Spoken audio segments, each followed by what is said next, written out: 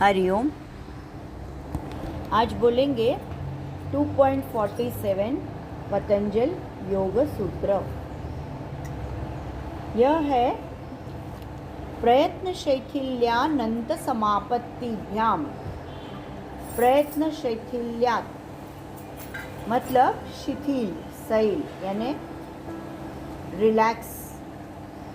अनंत समापत्तिभ्याम यानी तन्मयता, किसी के साथ एकदम एक रूप होना, तन्मय होना। तो इसका पूरा मीनिंग है कि आसन साधने के लिए प्रयत्न शिथिल करने हैं और हमारा जो चित्त है वो अनंत के साथ तन्मय करना है। मतलब हमको जो एफर्ट्स है, प्रयत्न यानी एफर्ट्स हुए, तो एफर्ट्स को हमको एकदम शिथिल करने हैं, यानी बहुत ज़्यादा एफर्ट्स लेना पड़े इस तरह से हमारा आसन नहीं होना चाहिए, खींचातानी करके। और उस समय हमारा जो चित्त है वो उस अनंत के साथ एक रूप करना है, ब्रह्म तत्व के साथ, आत्म तत्व के साथ। अनंत मतलब जो जिसका कभी अंत नहीं होने वाला है, तो वो है अनंत। तो इसका एक्सप्लेनेशन आगाशे सर ऐसा बताते हैं कि पतंजलि के मत से कि जो आसन है वो खाली शारीरिक साधना नहीं है। तो उन्होंने प्रयत्न शैथिल्य बताया है, मतलब क्या कि सहजते से करना है, शरीर को झटके नहीं देने हैं। यानी मतलब अभी समझो हमने उठी तो एक पादासन, द्विपादासन किया है, 30-60 डिग्री लेके गए, 90 डिग्री, तो लाते समय भी धीरे धीरे 60, फिर धीरे धीरे 30 और धीरे धीरे ऐसे झटके से छोड़ना, वो ले जाना, वो आसन नहीं हुआ। तो वो ध्यान रखना है।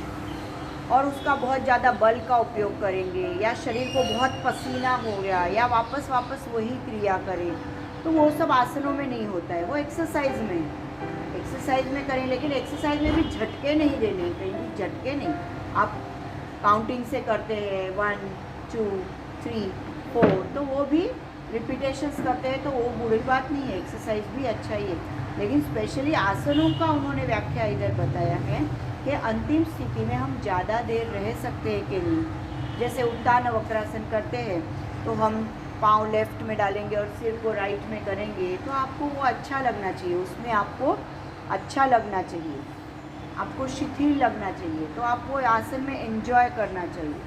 तो उसका स्थिरता और सुख का अनुभव आना चाहिए आसन में, तो वो ज़्यादा इम्पोर्टेंट है। तो आपकी कैपेसिटी के अनुसार ही करना है। फॉर एग्ज़ाम्पल कल हम लोग फॉरवर्ड बेंडिंग कर रहे थे, तो जिससे नहीं झुका जा रहा है तो जितना झुका जाता है उतना ही करना है। खींचातानी करके ज़्यादा नीचे जाने की कोशिश करेंगे और अगर हमको नहीं हो रहा है तो कुछ तो भी बॉडी में पेन होगा, डिस्कम्फर्ट होगा, तो वैसा नहीं करना है।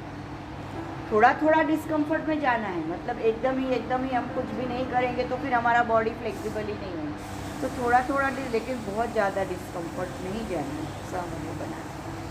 तो ऐसे उन्होंने अनंत समापत्ति का भी अर्थ क्या बताया है कि उस अनंत का ध्यान, मतलब फॉर एग्जाम्पल अनंत आकाश है, कैसा है, अनंत है, उसका कोई अंत नहीं है, कितना स्प्रेड है, स्काई है, तो उसके ऊपर ध्यान करना है, ऐसे उन्होंने बताया। या फिर हमारे अंदर का आत्म तत्व, हमारे अंदर का ब्रह्म तत्व, जिस पे भी आप ध्यान कर सको, तो उसको बोला है अनंत समापत्ति। क्या उन्होंने कहा है, शारीरिक क्षमता के बाहर अगर हमने आसन किए तो हमको ऐसा वाइब्रेशंस होता है, कंपन, हम लोग कभी छोड़े आसन ऐसा होता है, जैसे हमने जो अगर खींचातानी करके पीछे पकड़ा है तो कभी मैं छोड़ूँ, ऐसा होता है, ऐसा नहीं होना चाहिए। तो जितना कंफर्टेबली जाओ, उसके लिए भी मैंने बताया है कि अपने रुमाल, नैपकिन लेके जाए तो आपको थोड़ा कंफर्ट महसूस हो। आपका व्यायाम तो वही हो रहा है, हाथ ऊपर जा रहा है, पीछे आगे से पीछे, वहाँ से ऊपर से पीछे, लेकिन अगर हाथ नहीं पहुँच रहे एक दूसरे की ओर तो आप नैपकिन लेके जाओ तो आपको कंफर्टेबल लगेगा, तो वो इम्पोर्टेंट है। समझो ध्यान करते समय आपको ऐसे ज़मीन पे नहीं बैठ सकते हैं, तो बैक को पेन हो रहा है तो पीछे टेक के बैठो, थोड़ा ऐसा कंफर्ट में बैठो, तो आपका ध्यान पाँव में नहीं जाएगा। ये सब उन्होंने एक्सपेक्टेड है, ऐसे इस सूत्र में ऐसे बताया। फिर आगे उन्होंने बताया है कि भगवद गीता में 6ठे अध्याय में श्री कृष्ण भगवान ने कहा है ध्यानासन में किस तरह से बैठना है। ध्यानासन यानी कौन से सुखासन, पद्मासन, अर्ध पद्मासन, स्वस्तिकासन, ये जो है सिद्धासन, वज्रासन, ये सब ध्यानासन है। तो उसमें ज़्यादा देर अगर बैठना पड़ा तो फिर हमारा पाँव हिलना नहीं चाहिए, उसके लिए कैसे बैकबोन सीधा होना चाहिए, ऐसा उन्होंने कहा है। तो आप बैठ सकते हो, जैसे ही हम ऐसे ढीले बैठेंगे तो फिर ऐसा हिल डुल, ऐसा अपना ध्यान नहीं लगता है। तो उन्होंने कहा है, श्री कृष्ण भगवान ने 6ठे अध्याय में 13वां श्लोक दिया है, समम काय शिरोग्रीवम धारयन्न चलम स्थिरः संप्रेक्ष्य नासिकाग्रम स्वम दिशाश्चानवलोकयन। मतलब हमारा शरीर, हेड, नेक, स्पाइन, शरीर यानी स्पाइन, शरीर का जो स्पाइन है, हेड, नेक, ये सब समान सरल रेशा में होना चाहिए ध्यान के समय, और अचल स्थिति होनी चाहिए, और अन्य दिशाओं के तरफ देखना नहीं है, इधर उधर देखना नहीं है, और नासिकाग्र दृष्टि रखनी। तो ये हुआ आपका ध्यान का आसन, ऐसा गीता में भी बताया। तो शरीर अगर स्थिर नहीं होगा तो मन स्थिर होना तो बहुत डिफ़िकल्ट है। तो हम बोलते हैं कि मेरे मन में इतनी चल बिचल क्यों है, मेरा चित्त इतना ध्यान क्यों नहीं लगता है, मैं फोकस क्यों नहीं कर पाती, तो उसका कारण यही है। तो ये दो चीज़ें उन्होंने बताए हैं कि प्रयत्न शैथिल्य और अनंत समापत्ति। और एक इसमें एक हठ प्रदीपिका में स्वात्माराम जी ने बताया है, कुर्यात् तदासनम स्थैर्यम आरोग्यम च अंगलाघवम। मतलब आसन करने से शरीर को स्थिरता व आरोग्य प्राप्त होता है, और शरीर लाइट और लवचिक यानी फ्लेक्सिबल होने लगता है, ये भी उन्होंने बताया है। तो हठ योग में अनेक प्राणी मात्राओं के नाम से आसन, जैसे भुजंगासन, स्नेक है, फिर जैसे शलभासन, तो शलभ करके जो है उसके ऊपर, वृश्चिकासन, उष्ट्रासन यानी कैमल के जैसा। तो इस तरह से अलग अलग एनिमल्स के नाम पे पहले कैसे था कि एनिमल्स के साथ में हम नेचुरल रहते थे, नेचुरल बाहर ही मतलब रहना, जंगल में रहना, ऐसा आदि मानव जो था वैसा था, तो उसके हिसाब से। लेकिन फिर जैसे ही अग्नि का सर्च हो गया तो हम खाना भी पका के खाने लग गए। पहले तो सब वो झाड़ पे तोड़ के फ्रूट वगैरह ऐसा सब खाना खाते थे। तो ऐसा उन्होंने बताया है कि मतलब जो प्राणी मात्रों में जो रोग प्रतिकारक शक्ति है वो हम में नहीं दिखती है उतनी शक्ति। प्राणी तो नेचुरल में नेचुरल खाना खाते हैं, नेचुरल घूमते हैं, नेचुरल सोते हैं, नेचुरल तो भी उनको मतलब कुछ नहीं होता। और हम तो सब एकदम अच्छा प्रोटेक्टेड रहते हैं, तो भी हमको आज ये दुख रहा है, वो दुख रहा है, वो हो रहा है, वो सब चलता रहता है। तो मतलब पोल्यूशन भी बढ़ गया है, इन्होंने बताया है, और इंसान भी निसर्ग का शत्रु बनने लग गया है। झाड़ काटो, ये करो, उसके जगह बड़ी बड़ी बिल्डिंगें बनाओ, वो सब भी होने लग गया है।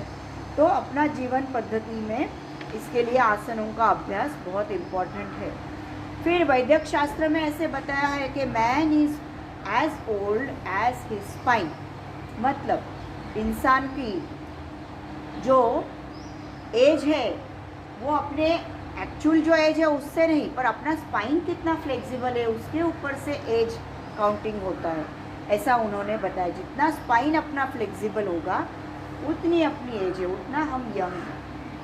तो इसके लिए भी आसनों की बहुत ज़रूरत है। जैसे हम छोटे रहते हैं तो हमारा बॉडी बहुत फ्लेक्सिबल, आपके सबके बच्चे बहुत फ्लेक्सिबल होंगे, पर जैसे जैसे बड़े जाते हैं तो हमारा व्यायाम कम होते रहता है, तो हम फ्लेक्सिबल कम होते हैं, और हमको नीचे झुकना, पीछे झुकना सब कष्टदायक। और जैसे ही एजेड भी होते हैं तो और भी प्रॉब्लम होता है, हमारा स्पाइन भी ऐसा राउंडेड होने लगता है, काठी लेके भी चलना पड़ता है, ये सब उन्होंने बताया है। तो उसके लिए स्पाइन की फ्लेक्सिबिलिटी रखने की बहुत इम्पोर्टेंस है। आज अपने यहाँ 80 इयर्स के लोग भी अपने यहाँ कर रहे हैं, क्यों? रीज़न इज़ दैट कि जितना हमारा स्पाइन फ्लेक्सिबल होगा, कोई भी उम्र में हो, छोटे बच्चे हो या बड़े 80 इयर्स या 100 इयर्स की, वो जो अगर फ्लेक्सिबिलिटी मेंटेन रहेगी तो आपका मतलब पूरा शरीर निरोगी रहेगा, और शरीर के साथ चित्त भी निरोगी रहेगा, क्योंकि हम अनंत समाप्ति बंद करके उस अनंत के साथ कनेक्ट रहते हैं। फिर उन्होंने कहा है कि आसनों के अभ्यास से हम डाइजेस्टिव सिस्टम, रिप्रोडक्टिव सिस्टम, हमारी जो न्यूरोमस्कुलर सिस्टम है, नर्वस सिस्टम है, सारी जो संस्था है वो भी हमारी मतलब अच्छी रहने लगती है, निरोगी रहने लगती है। क्योंकि हम भी यहाँ भी करते हैं तो सिस्टम वाइज करते हैं, कुछ कुछ सिस्टम वाइज करते हैं, कभी कभी जो नॉर्मल है, रेगुलर है वो करते हैं, तो इस तरह से है, तो उस पर भी इफेक्ट आता है। तो शरीर, अगर मन का शांति चाहिए तो शरीर निरोगी रहना बहुत ज़रूरी है। सो शरीर, यह पहला बताया है, शरीर आपका स्टेप बराबर होगा, फर्स्ट स्टेप है शरीर, वो निरोगी रहा तो अपने आप मन भी निरोगी रहने का। देखो किसके किसके फेस पे एकदम ऐसे स्क्रीज रहती है, जब भी उनके मतलब कभी भी किसके साथ बात करेंगे ना तो भी यहाँ पे ऐसा आठी रहता है, बोलते हैं कपाल पे आठी। तो वो सब क्यों रहता है? वो स्ट्रेस रहते हैं बहुत, उसकी वजह से उनका स्माइल भी बहुत मुश्किल से आता है कुछ लोगों के इसमें। आप हम स्माइल करेंगे तो भी ऐसे धीरे धीरे मुंह खिलेगा उसका, ऐसा जल्दी से ऐसा है हम जैसे नेचुरली स्माइल करते हैं तो वैसा नहीं होता है उनका। तो वो सब स्ट्रेस है शरीर में भरा हुआ, तो वो निकालने के लिए ये सब ज़रूरी है। उन्होंने हमारा बॉडी फ्री करेंगे तो अपने आप मन भी फ्री हो जाएगा, हम खुले मन से हंस भी सकते हैं। फिर उन्होंने बताया है कि बाहर दौड़ने वाला जो चंचल मन है वो अंतर्मुख करने के लिए भी यह ज़रूरी है। और हमारे स्नायुओं में, जो चेहरे में, शरीर में जो तनाव आता है उसको भी रिलैक्स करने के लिए, और इसके लिए शवासन का क्या इम्पोर्टेंस है। हम आखिरी 10 मिनट क्यों लेटते हैं और हर एक बॉडी पार्ट को क्यों रिलैक्स करते हैं? क्योंकि कहीं भी अगर ऐसे अंदर स्क्वीज़ हुई है रक्तवाहिनियाँ, हमारी ब्लड वेसल्स जो है, तो वहाँ से ऐसा फ्लो अच्छे से होने लगता है। जैसा ही आपका शरीर ढीला हो जाता है, कहीं भी ब्लॉकेजेस है तो वो आराम से वहाँ से सब फ्लो करने लगता है। प्राण वहन, रस वहन, रक्त वहन, जो भी शरीर के अंदर जो फ्लूइड्स है वो अच्छे से होने लगते हैं। उसके लिए बहुत इम्पॉर्टेंट है शवासन। और जो हमारी उन्होंने बताया है 7-8 घंटे सोकर भी वो विश्रांति नहीं मिलती है, वो विश्रांति हमको 10 मिनट के, 15 मिनट के शवासन। और योग निद्रा तो उसके आगे का स्टेप है।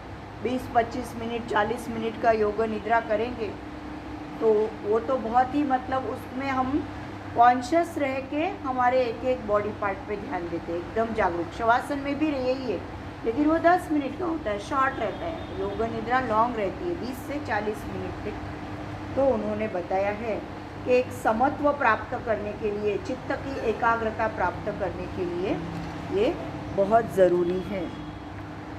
फिर बाकी सब इसमें भी वही दिया है, 1-2 एग्जाम्पल बताती है कि भक्ति मार्ग में उन्होंने बताया है कृपा यह शब्द क्यों यूज़ करते हैं कि कुछ जो चीज़ें हैं वो प्रयत्न से नहीं होती हैं।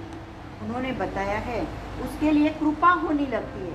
हमारे मन में भक्ति भाव जागने के लिए ईश्वर की कृपा या गुरुओं की कृपा वो आनी चाहिए।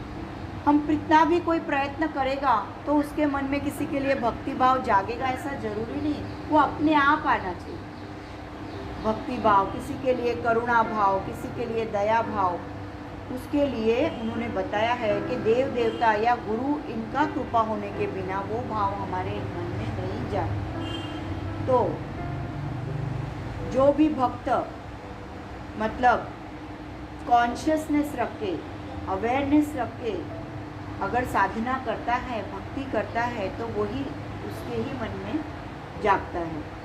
पर बहुत ज़्यादा एफर्ट डालने की कोशिश करेगा तो वो नहीं होगा। अवेयरनेस रखना, प्योर कॉन्शियसनेस, तो वो अपने आप जाएगा और कृपा उसके बारे में गुरु की हो सकती है। फिर उन्होंने बताया है कि प्रेम, प्रार्थना, ध्यान, करुणा, ये सब हम कर नहीं सकते। किसी को लव करना, मदरली लव बच्चे के लिए, वो अपने आप आता है, कोई हमको उसमें एफर्ट्स डालने पड़ते। तो वैसे ही आसनों के लिए उन्होंने बताया है कि एफर्टलेस होने चाहिए आसन। बहुत खिंचातानी करेंगे तो उसका आपको कोई भी लाभ नहीं मिलने वाला। जैसे उन्होंने बताया, स्वामी वेद भारती बताते हैं कि गुरु शिष्य परंपरा में कुछ ज्ञान लिखित रहता है और कुछ मौखिक रहता है। तो उन्होंने ऐसे बताया है कि कोई भी आसन 3 घंटे 36 मिनट करना मतलब आसन सिद्ध। हम लोग नहीं करते हैं, बट जो कोई वो ऋषि मुनि बड़े बड़े हो गए हैं, वो देखो कोई एक ही पाँव पे खड़े रहता है, कोई उल्टा शीर्षासन में रहता है, पर वो उनकी सिद्धियाँ प्राप्त हुई, इसकी वजह से उन्होंने कहा है वैसे। फिर साधना करने के लिए शांत और संतुलित वातावरण होना, ऐसा भी उन्होंने बताया है और भगवत गीता और ज्ञानेश्वरी के 6ठे अध्याय में उन्होंने जो ये मैंने बताया था वैसे उन्होंने बताया है। और उन्होंने बताया है कि जो अपना डेली का जो फास्ट जीवन है उसमें से अपने को मतलब पीसफुल लगे ऐसे वातावरण में, अभी हमारी जो जगह की बात हुई तो ऐसे वातावरण में साधना करना, ऐसे उन्होंने बताया है कि और सुबह के समय सूर्योदय के समय साधना।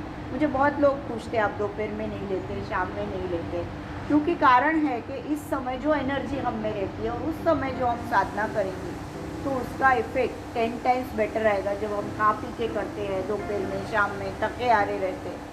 तो इसके लिए मॉर्निंग की साधना भी ज़रूरी है।